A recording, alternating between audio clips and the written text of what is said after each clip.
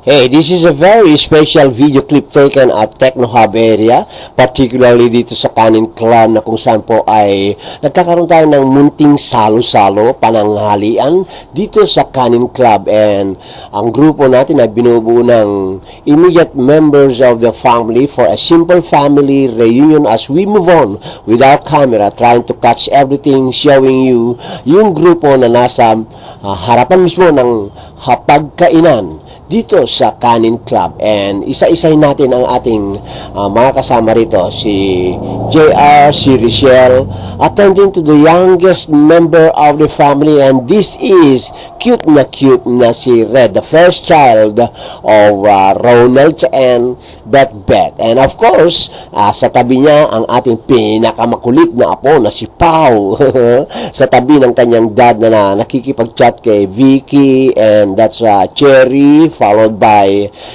Valerie. Then at the far end we have Bianca, and this is Vanny. Sa tabi niya ay si Iza.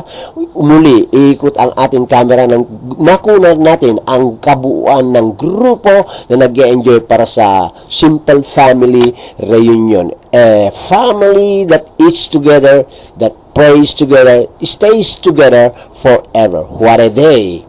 It's a simple reunion day.